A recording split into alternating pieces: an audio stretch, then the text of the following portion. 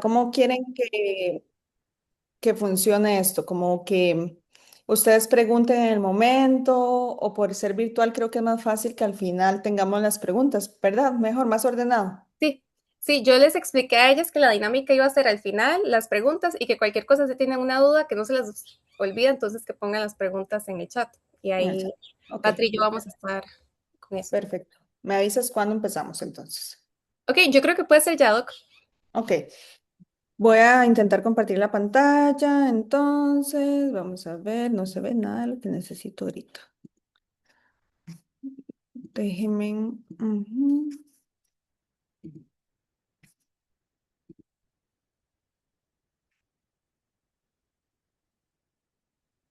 ¿Pueden ver mi pantalla? Sí se Sí, ve. Perfecto, listo. Bueno, primero agradecerles mucho su tiempo y su interés. Para mí es muy importante tenerlas a ustedes parte del equipo de nosotras. No sé si todas están enteradas, pero al menos en el Hospital México, nosotros en el servicio de hematología nos encontramos divididos por clínicas. Tenemos una clínica de linfomas de bajo grado, una clínica de linfomas de alto grado, clínica de mieloma, de coagulación y la clínica de leucemias agudas. Y ahorita también la clínica de trasplante autólogo. En la clínica de leucemias agudas de hematólogas estamos la doctora Durán y yo, que como las que nos han ayudado por ahí, han podido dar cuenta, el volumen de pacientes es muy, muy grande, pero el hecho de que trabajemos por clínicas nos ha ayudado a ordenarnos mejor, a utilizar todas un mismo protocolo de quimioterapia, a tener más ojo incluso para las complicaciones que han tenido los pacientes y poder lograr también este tipo de espacios de una manera mucho más sencilla. El objetivo de la charla es que ustedes tengan una pincelada de las enfermedades que nosotros tratamos en las clínicas de leucemias agudas y que esto también les ayude a ustedes a entendernos mejor a nosotras y entender también mejor a los pacientes, que al fin y al cabo es la razón por la cual todos estamos acá. Antes de hablar de cómo se hace o cómo se desarrolla, más bien sería la palabra correcta, una leucemia, primero tenemos que hablar de qué es hematopoiesis normal. Y hematopoiesis es el término médico que utilizamos para hablar de la fabricación de las células de la sangre. Las células de la sangre se producen dentro de nuestra médula ósea. La médula ósea está dentro de nuestros huesos. En nosotros los adultos se encuentran en el esternón, en la cadera, en las partes proximales de nuestros huesos largos, como por ejemplo en el fémur. Y en los niños, por ejemplo, sí encontramos médula ósea casi en todos los huesitos. Conforme nosotros nos vamos haciendo grandes y mayores, esta médula ósea va no desapareciendo, sino más bien se va convirtiendo cada vez en médula ósea más grasa. Y para que ustedes se den una idea, en adultos sanos, la médula ósea produce este número casi que imposible de decir de células sanguíneas. Son como 500 millones de células sanguíneas al día. Es realmente un número increíble y lo mantiene para abastecer las necesidades que nosotros tenemos de hemoglobina, perdón, de plaquetas y de células de defensa. Esta es una imagen que nos ayuda la inteligencia artificial, pero nos ha servido muchísimo para explicarle a los pacientes qué es una leucemia aguda. ¿Por qué? Porque, por ejemplo, explicar tal vez algún otro tipo de cáncer en otro tipo de órgano que el paciente ya conoce, por ejemplo, un estómago, es mucho más fácil de que el paciente se lo imagine que cuando nosotros le explicamos que es una médula ósea, ¿verdad? Que está dentro de los huesitos, que es un poco abstracto. Entonces, esta imagen nos sirve mucho y me parece que también me va a servir para explicarles a ustedes. Entonces, tenemos esto es un corte de un hueso donde tenemos esta célula madre, que es una que es la principal célula trabajadora de la fábrica y ella se va a dividir en otras células madres que van a producir las distintas células sanguíneas. Entre esas células sanguíneas vamos a tener los glóbulos rojos, que son los que en su interior contienen la hemoglobina y son los necesarios para que no tengamos anemias. Las plaquetas, que son las primeras en llegar cuando, por ejemplo, nosotros nos cortamos y así evitar sangrados. Y los leucocitos, que son los que nosotros también llamamos glóbulos blancos o células de las defensas. Yo siempre les explico a los pacientes que los leucocitos son una familia y una familia que está compuesta por diferentes miembros. Tenemos los neutrófilos que a grandes rasgos nos defienden contra bacterias, los linfocitos que nos defienden contra virus. Tenemos también, por ejemplo, los monocitos que nos defienden contra bacterias atípicas, eosinófilos contra parásitos y basófilos también. Entonces, cada uno de esos miembros forman en total estos leucocitos. Obviamente esto en la sangre tiene un conteo normal y es lo que nosotros siempre valoramos en hematología. Por razones que no están del todo claras, sin embargo, sabemos que hay factores de riesgo para que los pacientes desarrollen leucemia, por ejemplo, tabaquismo, exposición a drogas como benceno, o simplemente que por razones no descritas todavía se adquieren mutaciones en estas células madre y esta célula madre entonces pasa a transformarse en una célula maligna, como lo vemos acá. Estas son las células de la leucemia, son llamados blastos. Y dependiendo de la diferenciación que tenga esta célula maligna, se puede diferenciar en un blasto de tipo linfoide, que es lo que llamamos leucemia linfocítica o linfoblástica aguda, o un blasto mieloide, una leucemia mieloblástica aguda. Y aquella fábrica tan bonita que teníamos llena de diferentes células, ahora está llena de este montón de blastos y desplaza la producción normal de las células. Es por eso que los pacientes con leucemias agudas se nos presentan con fallas medulares. Ese es el nombre del síndrome en general. Falla medular porque no está produciendo los glóbulos rojos, ni las plaquetas, ni las células de defensa o los leucocitos por esta expansión tan grande de células malignas que tenemos en la fábrica. Esto es una diapositiva que es un poquillo más compleja, nada más es para explicarles todas estas mutaciones que podemos tener, que vemos acá, que gracias a los esfuerzos de la institución nosotros podemos realizar en los estudios de médula ósea identificación de muchos de estos genes para ponerle nombre a la leucemia. Entonces, para retomar un poquito, el estado normal de la médula ósea es la producción, como lo vemos acá, de estas diferentes células. Sin embargo, cuando tenemos leucemia, esa fábrica, esos dentro de los huesitos, está lleno de estas células malignas y es por eso que, vean, la producción de glóbulos rojos ya está disminuida, la producción de plaquetas también la tenemos disminuida y la producción de leucocitos también está disminuida. Esto es lo que en grandes rasgos nosotros llamamos falla medular. ¿Por qué el término aguda? ¿Cuál es la diferencia entre las leucemias crónicas? ¿Ustedes han escuchado o han visto otros pacientes, o yo sé que algunas también han tenido algunas de estas enfermedades? ¿Qué es una leucemia crónica? A diferencia, uy, voy, perdón. A diferencia de la leucemia aguda, en que hay una producción exagerada de las células leucémicas, en las leucemias crónicas hay más bien mieloproliferación o linfoproliferación. Hay un aumento de otras células, no necesariamente de las células malignas como tal, entonces no tenemos fallo medular. Otra diferencia es que el término agudo tiene que ver con el tiempo de aparición de la leucemia, que generalmente es un tiempo muy corto. Y mucho de lo que le cuesta entender a los pacientes y a las familias de los pacientes con leucemia aguda es lo que muchas veces escuchamos nosotros en la consulta. Pero es que el paciente estaba muy bien hace 3, 4 semanas. Estaba en su trabajo normal, estaba yendo al colegio, estaba haciendo deporte y hoy ya está enfermo con una leucemia. Esto se debe a que esta célula leucémica tiene una alta probabilidad de proliferación y es muy rápida. Entonces llena rápidamente esa fábrica de la sangre con estas células malignas, desplazando toda la producción normal en un periodo corto de tiempo. Ya que vimos qué es la leucemia aguda, cómo se manifiestan estas leucemias agudas. La manifestación de las leucemias, indiferentemente si es linfoblástica o mieloblástica aguda, va a depender de la falla medular que tenga. Es decir, si ya nos vamos produciendo glóbulos rojos, vamos a tener anemia. ¿Qué síntomas vienen relacionados con la anemia? Paciente se siente ampliamente fatigado, cansancio, con mucho sueño, es el paciente que empezamos a ver más palidito.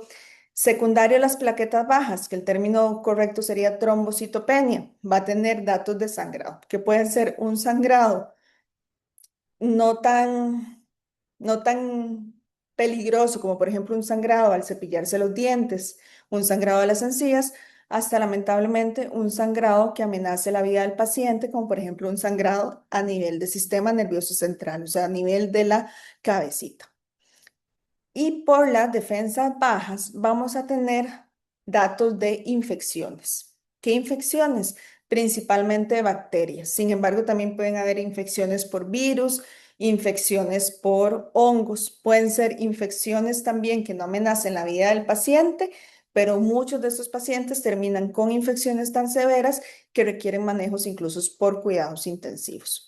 ¿Qué otros síntomas van a tener los pacientes? Como les decía, la fábrica está dentro de los huesos, entonces una de las manifestaciones puede ser dolor óseo, por ejemplo, les empiezan a doler mucho los huesitos, también pueden tener dolores articulares, pueden tener dolor de cabeza, ese dolor de cabeza también puede ser secundario a la anemia o secundario al sangrado, por ejemplo. Y también todo el riesgo de infecciones que ya les estoy comentando. Este riesgo de infecciones pueden ser de infecciones tanto adquiridas en el ambiente como infecciones propias de las bacterias que nosotros mismos tenemos, porque nosotros como tenemos nuestro sistema inmune con todas las células de defensa, con todo el ejército listo, muchas de las bacterias que nosotros tenemos, por ejemplo, en nuestro mismo tracto gastrointestinal, qué sé yo, en los intestinos, si ya no tenemos defensas ahí, muchas de esas bacterias pueden infectar al mismo paciente, por decirlo de alguna forma. Una vez que nosotros o que ya a nosotros nos refieren al paciente con sospecha de leucemia aguda, va a ser aquel paciente que rápidamente tiene todos estos síntomas y que en el examen de sangre inicial se le encuentran estos datos de falla medular, anemia, plaquetas bajas, células de defensa bajas. Nosotros procedemos a hacer los estudios de médula ósea, que muchas veces ustedes son las que también nos ayudan a llevar a esos pacientes a los estudios. Esos estudios son sumamente importantes porque nos ayudan no solamente a diagnosticar el paciente, sino la información que nos da estos estudios nos puede hablar de la biología de la enfermedad. ¿Qué quiero decir con biología? ¿Qué tan agresiva es nuestra leucemia? ¿Qué tanta posibilidad tiene solo de curarse con quimio?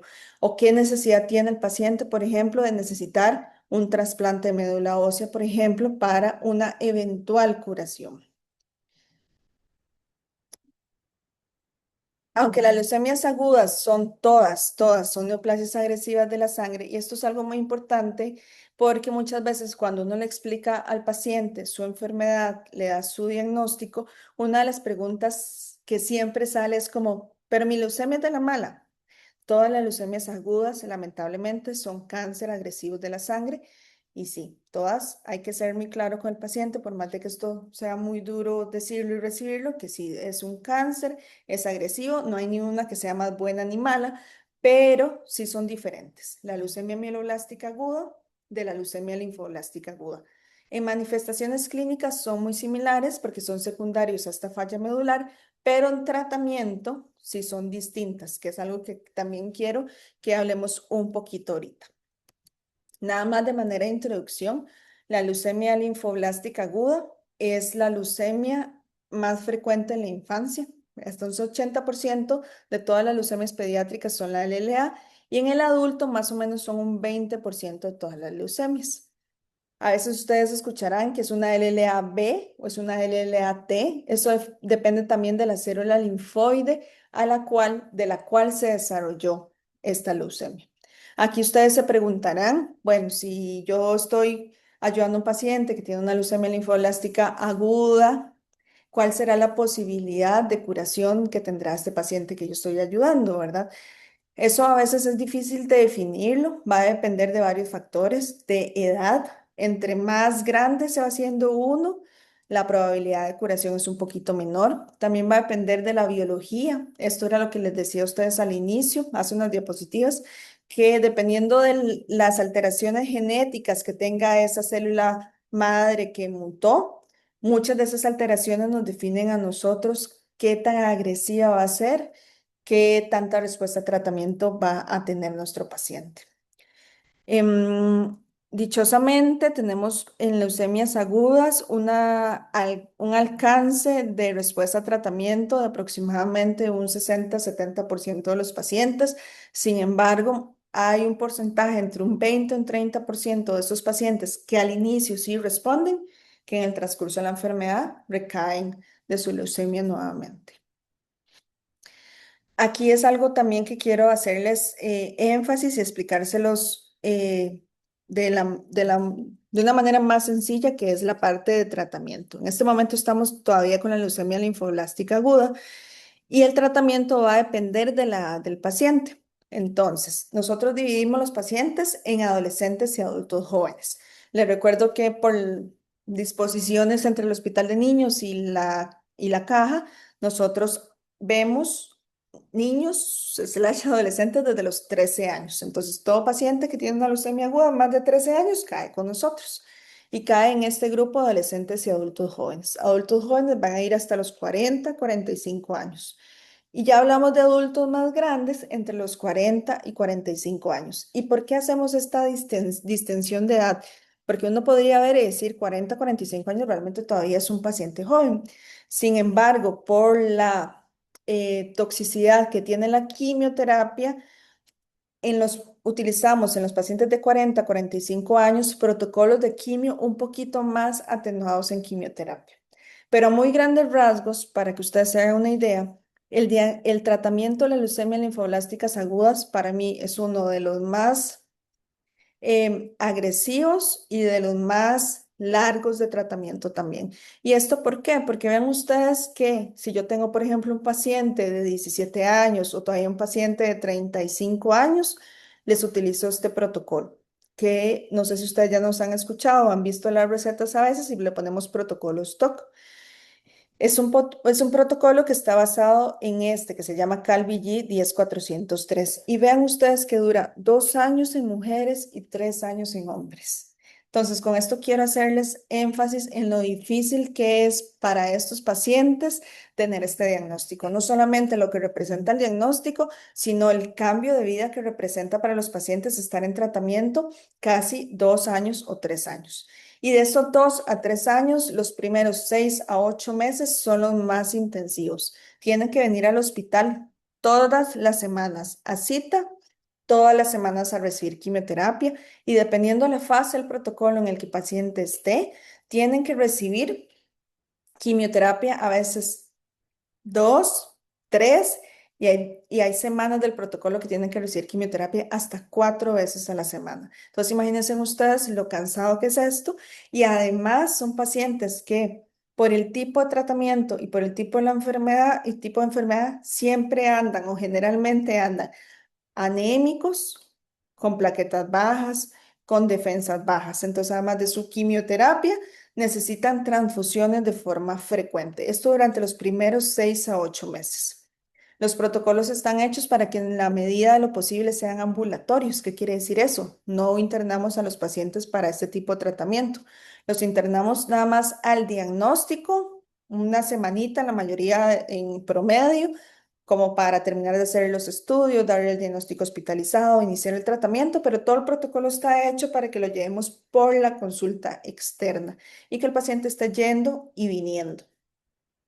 Es una combinación de quimioterapéuticos. Cuando nosotros hablamos de quimioterapia, como ustedes ya se pudieron haber dado cuenta, con muchos de estos pacientes, no solamente una quimio, generalmente utilizamos combinaciones de quimioterapias que son intravenosas, que son subcutáneas, que son orales, y en el caso de la linfoblástica aguda, utilizamos quimioterapia intratecal. La quimioterapia intratecal es básicamente realizar una punción lumbar y en el momento en que entramos con la punción lumbar, extraemos el líquido cefalorraquídeo. El líquido cefalorraquídeo es el líquido que recubre nuestro cerebro y nuestra médula espinal. Entonces, recogemos un poquito de ese líquido que tenemos ahí, unos 5 o 10 cc, lo mandamos a analizar y en el momento colocamos unos 10 cc de quimioterapia. Ahí se pone quimioterapia, esa quimioterapia ingresa a ese espacio, recorre, da vueltas en el líquido cefalorraquídeo. ¿Con qué fin? Si hay células de leucemia ahí, las empezamos a tratar. Y si no hay células de leucemia, prevenimos que la leucemia se vaya a ir. Esto en la leucemia linfoblástica aguda. ¿Por qué? Porque nosotros en la leucemia linfoblástica aguda hablamos de sitios reservorios. Reservorios son o sitios santuario, sitios a los que la quimioterapia, el otro tipo, la intravenosa, la oral, la otra que utilicemos, no llega bien a ese sitio, a cerebro. Entonces tenemos que utilizar este tipo de quimioterapia para evitar que la leucemia recaiga ahí. O si ya está ahí, de nuevo la tratamos. ¿Cuántas intratecales llevan estos pacientes? Dependiendo del protocolo, pero generalmente llevan hasta entre 12 y 16 punciones lumbares durante todo este periodo de 2 a 3 años. Esta quimio, yo siempre les explico a los pacientes que la quimioterapia no sabe cuáles son las células buenas ni sabe cuáles son las células malas. Si la quimio entonces va a atacar todas aquellas células que estén creciendo rápidamente. ¿Cuáles células crecen rápidamente? Las células obviamente malignas, que es lo que estamos intentando eliminar. Las células del pelito, por eso se les cae el pelito al paciente. Células de mucosas, por eso es frecuente que veamos lo que llamamos mucositis en nuestros pacientes, que son esas úlceras que se les hacen en la boquita, pero también va a destruir las pocas células buenas que quedan en esa fábrica de la sangre. Es por esa razón que durante el tratamiento el paciente también puede ponerse más anémico, puede tener más trombocitopenia con necesidad de transfusión de plaquetas y periodos de neutropenia. Neutropenia son cuando tenemos los neutrófilos bajos, que eran aquellas células de defensa que les decía yo a ustedes, que nos defienden contra bacterias. Entonces, estos pacientes durante todas estas fases del protocolo tienen esos riesgos, riesgo de anemia con necesidad transfusional, riesgo de reducción de plaquetas con riesgo de sangrado y el más importante y el que más mortalidad tiene son las infecciones. Dependiendo, no todos los pacientes con leucemia linfoblástica aguda reciben radioterapia. No todos, va a depender de ciertas características, principalmente si tenían enfermedad en sistema nervioso central al diagnóstico o si lo desarrollan durante la evolución. El otro protocolo que utilizamos son en los pacientes que son mayores de 40 a 45 años, que es un protocolo de Berlín, así ese es el nombre, que es similar a este otro protocolo, con un poquito más de atenuación en dosis de medicamentos, pero básicamente es como el mismo esqueleto de tratamiento, solo que la duración sí o sí en este caso sí son 2 años de tratamiento. Aquí se los puse como más resumido. El protocolo consta de 5 fases. Una fase de inducción que dura 4 semanas, una fase de extensión de la inducción que dura 12 semanas, una fase de consolidación que dura 8 semanas, un mantenimiento intermedio 8 semanas, una intensificación de 8 semanas. Entonces, básicamente, fase uno, fase 1A, fase 2, fase 3, fase 4. Esas son las 4 fases intensivas del tratamiento. Entonces, muchas veces ustedes ven, los pacientes de nosotras siempre andan el protocolo impreso. Entonces, por ejemplo, si ustedes tienen una duda o el paciente les dice que no saben qué parte de la quimio va porque entre todo lo que le dijimos no escuchó bien o no entendió, nosotras siempre vamos llenando ese protocolo. Entonces, siempre va, por ejemplo, el paciente va por la segunda fase de tratamiento, entonces ahí va lleno, segunda fase de tratamiento, día tal. Ahí lo llevan ellos ordenado y también nosotras así también llevamos un orden de en qué fase anda nuestro paciente.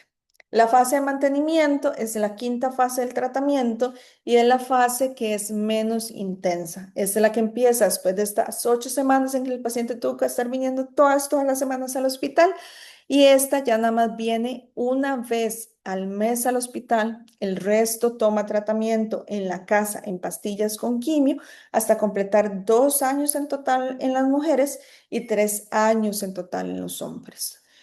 Y una vez que termina esto, nosotros le damos un seguimiento al paciente hasta que complete 5 años después de haber finalizado el tratamiento para ya hablar de una potencial curación de la enfermedad. Les pongo esto acá porque actualmente puede ser que ustedes escuchen que hay pacientes en otras nuevas terapias, que son terapias muy novedosas, terapias extra costosas, pero con muy buenas respuestas, por ejemplo, como tratamientos como el blinatumomab.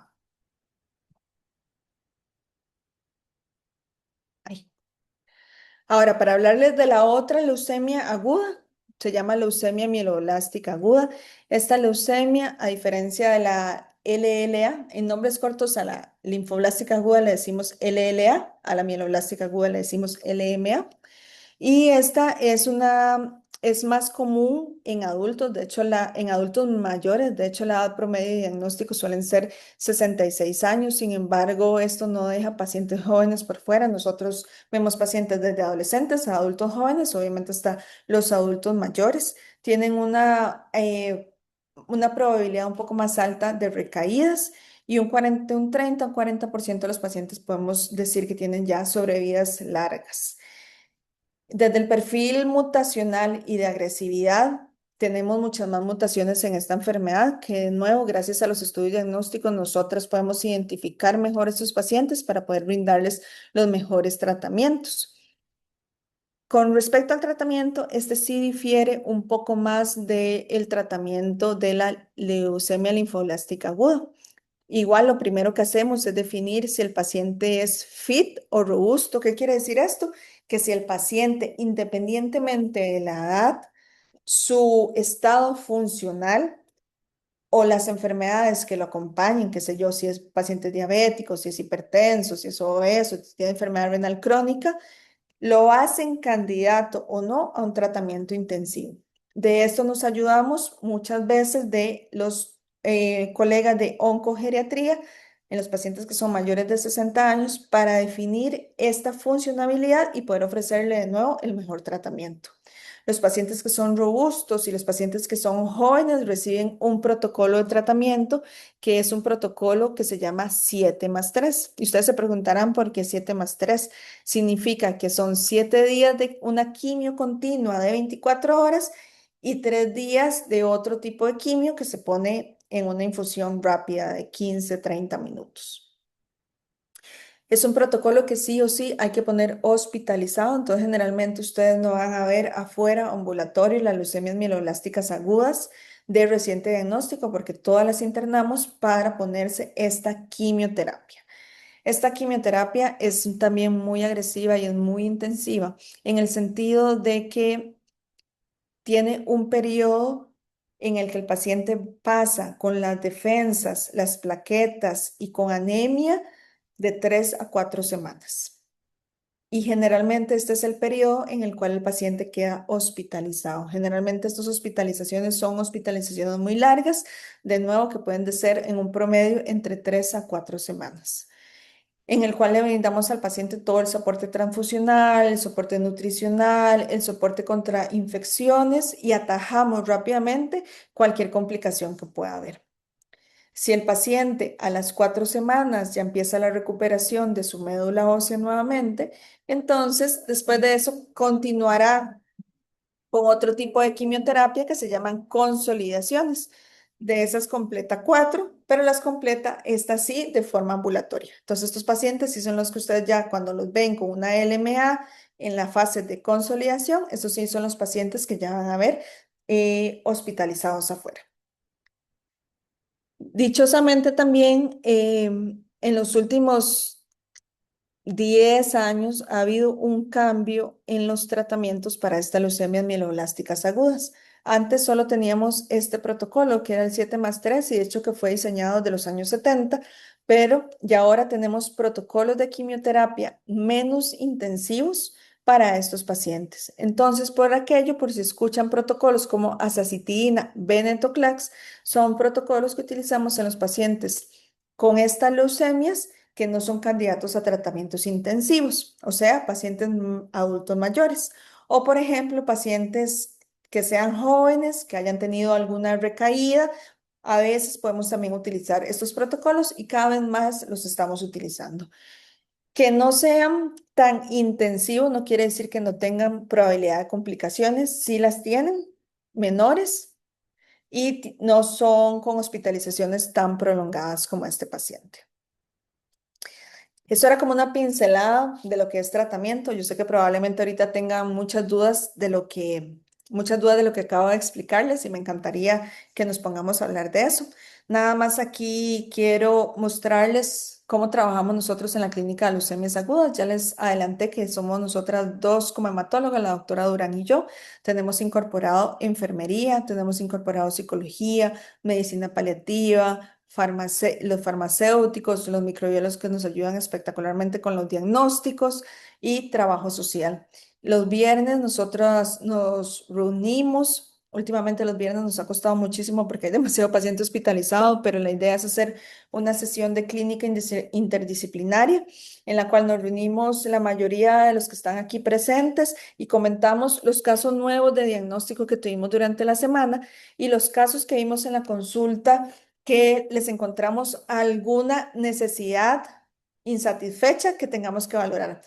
Qué sé yo, que un paciente está con mucha labilidad emocional, que le ha costado mucho entender su diagnóstico desde el punto de vista psicológico, entonces lo comentamos a psicología para ver si nos puede ayudar a darle una cita más pronta. Que encontramos un paciente que no está logrando entender cómo tomarse sus medicamentos. Entonces le hablamos con los farmacéuticos para que igual le den una cita más próxima y nos ayuden con los horarios que lamentablemente tenemos un paciente en recaída y necesitamos hacer una sesión de familia para dar el diagnóstico. Entonces organizamos ahí mismo las sesiones de familia en la cual nos acompañan el médico paliativista, el psicooncólogo y obviamente estamos nosotros como hematólogos. Y estoy muy contenta de poder también agregarlas a ustedes como parte del equipo de nuestra clínica de leucemias, que realmente este tiempo que hemos estado trabajando juntas, que realmente ha sido un tiempo corto, debo decir que me siento, ¿verdad?, muy agradecida por la ayuda que ustedes le están brindando a nuestros pacientes, a guiarlos, porque yo sé que ustedes están, muchas de ustedes sensibilizadas en esto, pero recibir un diagnóstico tan difícil y empezar a enfrentarse a un sistema de salud que no tiene dirección, pues yo no me imagino lo que debe ser. Así que de verdad estamos muy agradecidas con todas ustedes, con el trabajo que hacen y bienvenidas a la clínica de leucemias. Para finalizar, les dejo este proverbio africano que me gusta mucho, que habla de justamente trabajar en equipo. Si quieres llegar rápido, camina solo. Si quieres llegar lejos, camina en grupo. Así que, de verdad, muy, muy agradecida con todas ustedes por la atención que me brindaron, por el espacio que me brindaron y quedo atenta a todas las dudas y preguntas que ustedes tengan. Perfecto, muchísimas gracias, doctora. Bueno, a mí una duda que me surgió con la explicación de los protocolos de tratamiento es porque en mujeres son 2 años y en hombres son 3 años. Sí, como les hablaba de los sitios santuario, entonces son dos sitios santuario, es uno sistema nervioso central y otro es testicular. Entonces, los hombres tienen riesgo de infiltración a testicular. Entonces, se propuso que si se extendía el tiempo del mantenimiento, había menos probabilidad de recaída en el paciente hombre. Es por esa razón que en ellos son 3 años. Actualmente eso está medio debatido. Hay ciertos protocolos que ya a todos les ponen 2 años de tratamiento, indiferentemente si es hombre o mujer. Sin embargo, el protocolo con el cual nosotras estamos trabajando actualmente todavía tiene 3 años para hombres. Ok, perfecto. Chicas, si alguna tiene alguna duda, pueden levantar la manita para así que Patri y yo podamos ir viendo, o si no, si todo quedó claro. Yo sé que es mucha información, pero bueno, al final va a quedar grabado para que lo puedan volver a revisar. Ok, Jessica, si gustas, puedes decir la consulta.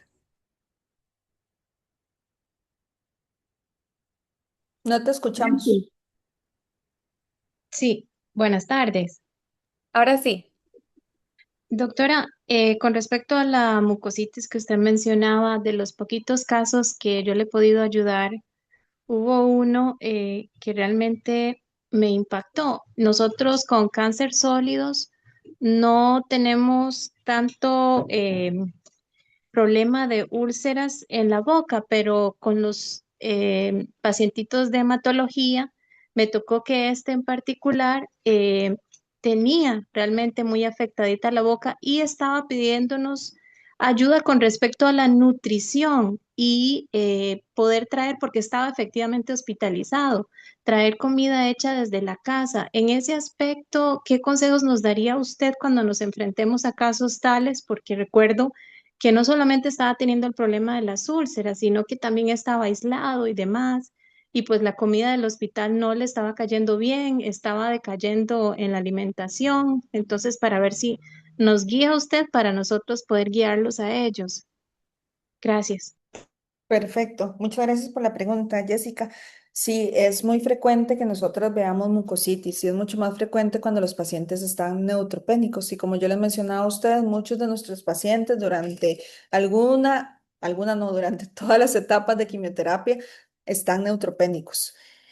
Generalmente cuando están hospitalizados, nosotros siempre interconsultamos a nutrición. Nutrición nos ayuda muchísimo para readecuar la dieta y muchas veces dependiendo si es una familia adecuada, si es una familia con medios y pueden lograr bien seguir instrucciones, nosotros les damos permisos de comida para que les traigan comida a los pacientes. Las restricciones que nosotros tenemos en alimentación, específicamente en los pacientes neutropénicos, son no comidas crudas, pero aquí a veces hay que definir muy bien qué es crudo. Crudo para nosotros es el ceviche, por ejemplo. Crudo para nosotros es cuando está el huevo frito tierno, ¿verdad? Tiene que ser una yema bien cocida. Carne que tiene que ser bien cocida, nada de término medio, nada de tres cuartos. Básicamente esas son las comidas que nosotros restringimos. Y restringimos todo lo que sean lácteos no pasteurizados, ¿verdad? Que muchas veces nos hemos encontrado pacientes que tienen, qué sé yo, la ganadería o acceso a algún producto lácteo directo de la vaca. Esos están totalmente prohibidos por el riesgo de infecciones. Tienen que ser totalmente pasteurizados o de supermercado. Otra duda que corresponde con respecto a estos pacientes es, y que he escuchado muchas veces, que alguien le dice arriba que solo puede tomar agua embotellada. Nosotros no restringimos agua porque gracias a Dios nuestra agua, la mayoría en todo el país tenemos agua potable, a menos de que sea un paciente que por sus condiciones socioeconómicas viva en un lugar que tenga agua de pozo, por ejemplo. Entonces ahí sí sería o agua hervida o agua embotellada, pero generalmente no restringimos el agua de tubo que tenemos todos.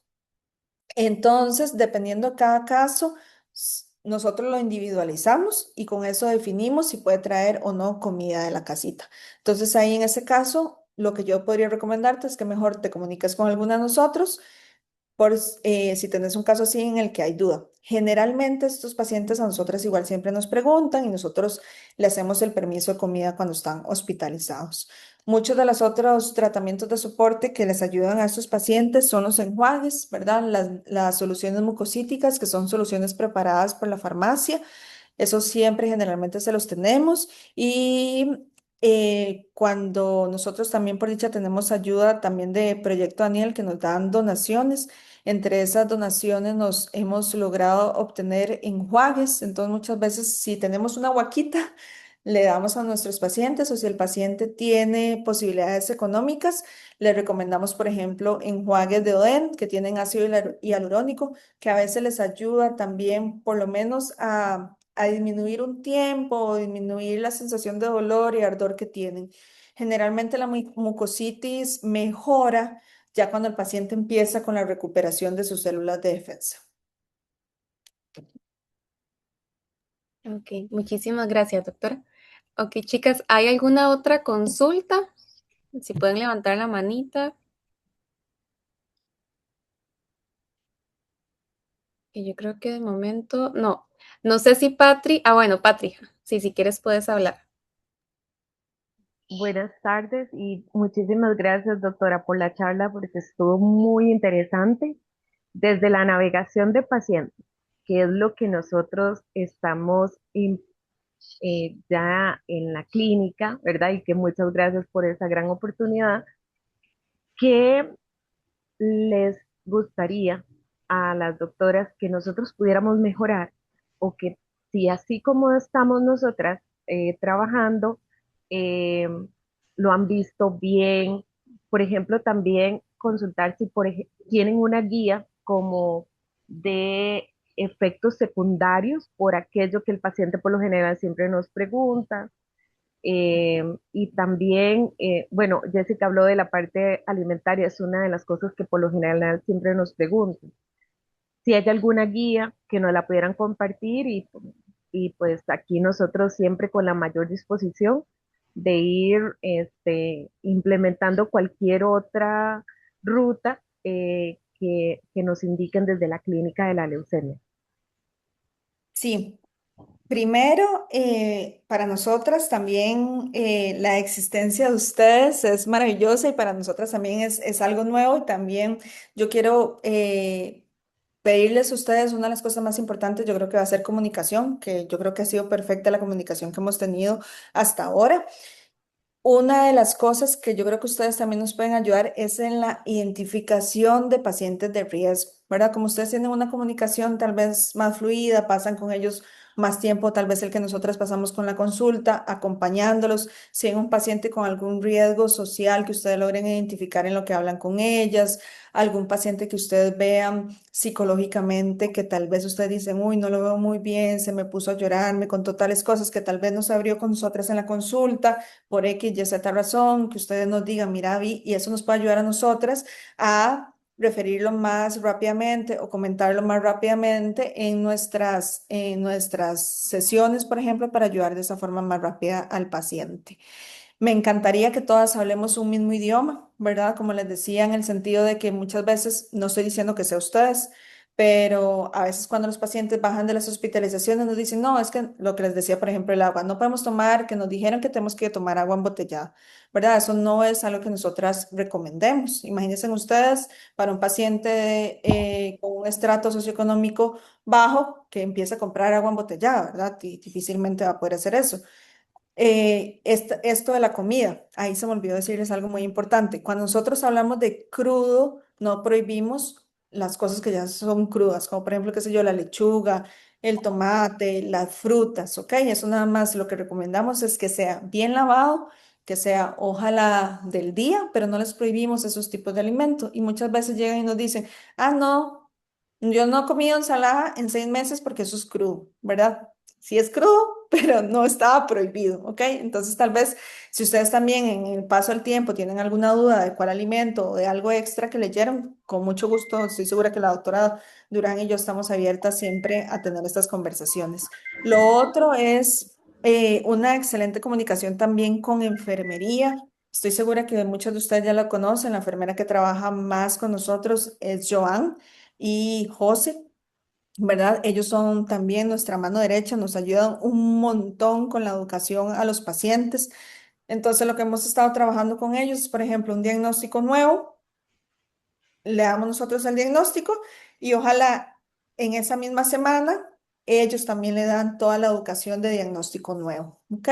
Si ustedes quieren participar algún día de esa educación que ellos le dan, podemos ponernos de acuerdo para que ustedes los acompañen también a ellos y vean la educación. Una de las cosas más importantes que me encantaría que ustedes les refuercen es los signos de alarma, ¿ok? Como las leucemias agudas tienen un alto riesgo de procesos infecciosos. Entonces, uno de los principales signos de alarma que nosotros siempre estamos encima es la fiebre, ¿ok? ¿Cómo definimos fiebre en nuestros pacientes? Una temperatura más de 38,3. O que el paciente se tome la temperatura ahorita, 38, y en una hora se lo vuelva a tomar y esté igual o mayor a 38. Es ahí donde nosotros fiebre. Y a diferencia de otros pacientes con fiebre, en nuestros pacientes con leucemia aguda, la fiebre es una emergencia. Es la única manifestación que le va a dar el cuerpo muchas veces de algún proceso infeccioso. Nuestra recomendación es tener termómetro, ¿verdad? Y ahí nos pueden ayudar ustedes. El paciente que económicamente no puede tener, no tiene un termómetro, entonces ahí podríamos hablar entre todas, ver cómo le ayudamos para que tenga un termómetro. Termómetro, todos menos el de cinta. Ese está prohibido porque ese no sirve. Si el paciente solo tiene un termómetro de mercurio y no sabe cómo leerlo, pues si ustedes saben, le ayudamos o si no, lo contactamos con Joan para que le ayude a aprender a leer el termómetro de mercurio. La recomendación es si hace fiebre, no tomar acetaminofén porque el acetaminofén nos va a encubrir la fiebre, no ponerse toallitas para bajarse la fiebre ni ningún otro método frío y la recomendación es acudir al servicio de emergencias más cercano. Yo siempre les digo, si hacen fiebre a las 3 de la mañana y tienen cita a las 7 de la mañana, no pueden esperarse a la cita. Ese tiempo puede ser vital. De hecho, las guías internacionales lo que recomiendan es paciente con neutropenia y con fiebre debe ser valorado e iniciada la cobertura antibiótica, ojalá primero en las primeras 2 horas de haber aparecido la fiebre. Entonces, la recomendación es siempre directo a un servicio de emergencias. Esa es la principal recomendación que me encantaría que ustedes la refuercen. Fiebre. La otra recomendación es diarrea, ¿ok? Yo siempre les digo a los pacientes, ustedes pueden hoy amanecer, ir al baño, hacer una deposición diarreica, pero si en el transcurso de la mañana llevamos 2, 3, 4 deposiciones diarreicas, es mejor consultar, ¿verdad? Y yo siempre uso este mismo ejemplo que ellos. No es lo mismo que a mí me dé diarrea ahorita o a su familiar le dé diarrea ahorita, porque nuestro cuerpo tiene como defenderse de esa diarrea mientras nosotros buscamos un antibiótico o lo que sea. El paciente con leucemia, con quimioterapia y neutropénico no tiene quien lo defienda porque esas defensas van a estar generalmente bajas. Entonces recomendamos no utilizar, recomendamos ir a un servicio de emergencias. Sangrado, obviamente, es otra recomendación. Y yo otra recomendación que les doy es siempre con esos pacientes y siempre le digo a los familiares, no pecar de menos, o sea, siempre que vean a su familiar o al paciente mal mejor consulten, ¿verdad? Es un proceso muy largo, es un proceso en el que hay mucho esfuerzo de parte del paciente, de parte de la familia, de parte del personal de salud, como para que un signo de alarma sea pasado por alto y no consulten en su momento. Entonces, esos básicamente son signos de alarma. Joan, la enfermera, tiene un documento que se lo puedo pedir para pasárselos en el cual tienen como especificado a grandes rasgos esto, que es leucemia, tratamiento, signos de alarma, muy, muy general. Y nosotros también le damos una carta al paciente. La carta lo que dice, este paciente tiene una leucemia aguda, favor si paciente hace fiebre, valorar en el servicio de emergencias, ¿verdad? Y ahí lo andan los pacientes para que lo presenten, principalmente aquellos pacientes que viven largo, ¿verdad? Una cosa es los que viven cerca y se presentan al Hospital México, que el Hospital México tiene hematólogo de disponibilidad 24/7 horas, gracias a Dios, pero no es lo mismo del paciente que vive en Opal, el paciente que vive en Punta Arenas, que no hay un hematólogo tan rápido y tan a la mano. Entonces ellos tienen esa cartita también y básicamente yo creo que eso sería lo que nosotras agradeceríamos entre todo, entre todo lo que hacen, que también nos ayuden a fomentar y educar más a sus pacientes en lo que son signos de alarma y estarles ahí recordando estos signos de alarma. Y súper, doctora, muchas gracias. De hecho, hace unas semanas, bueno, meses creo, tuvimos una charla con el doctor Campos de quimioterapia y justamente le preguntamos eso, los signos de alarma, porque es curioso que los pacientes preguntan mucho, es como, vieras que tengo diarrea hace 3 días y ¿qué hago? Vieras que tengo fiebre, entonces ya sí nos dio la indicación explicándonos que fiebre, diarrea y vómitos son signos de alerta en pacientes de quimioterapia, bueno, y también sabemos que en leucemia, para poder remitirlos al servicio de emergencia. Entonces sí, nos sirve muchísimo esa información porque ellos sí se suelen abrir mucho con las compañeras y dicen ese Ujú. tipo de información, entonces para saber cómo asesorarles es fundamental. Pero muchísimas gracias. Claro, y no, y fundamental también, como les decía al inicio, que todas, todos hablemos siempre el mismo idioma como personal de salud, no confundamos a los pacientes. Y si ustedes tienen alguna duda, ahí tienen el número de teléfono de nosotras dos. Estoy segura que también Joan está súper abierta también a cualquier duda que tengan ustedes, porque al final, como se los dije al inicio de la charla, todos estamos aquí por la misma razón, ¿verdad? Que es ayudar a todos nuestros pacientes. Perfecto. Yo creo que si no hay ninguna otra duda, chicas. Ah, bueno, Julia. Julita, si quieres, abres el micrófono. No te escuchamos.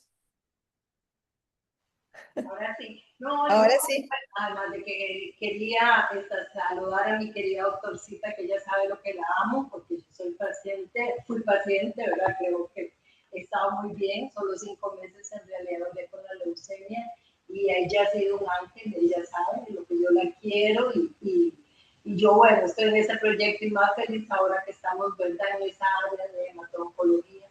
Y bueno, yo siempre agradecidísima con Dios y con ustedes porque han sido de verdad, y esta doctora ha sido un ángel en mi vida.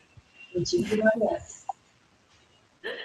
Muchas gracias, doña Julia, por esas hermosas palabras. La verdad es que ver pacientes como usted que salen adelante, que ya retoman su vida normal, es un potenciador para que nosotras sigamos haciendo lo que estamos haciendo. Muchas gracias. Perfecto. Yo creo que ya, si no hay más dudas, chicas, creo que podríamos finalizar. Igual yo les paso la grabación después y ahí la podemos repasar para ver toda la información. Pero, ¿verdad? Si no, me pueden poner un mensaje, levantar la mano, hacer signos si hay alguna duda, pero si no, daríamos por finalizado. Muchas gracias, chicas, por conectarse, de verdad. Pues, ha sido un placer y de nuevo, ahí está mi contacto. Muchas Muchas gracias. gracias. Gracias, doctora. Y gracias, chicas, por el tiempo también. Muchas gracias. Gracias.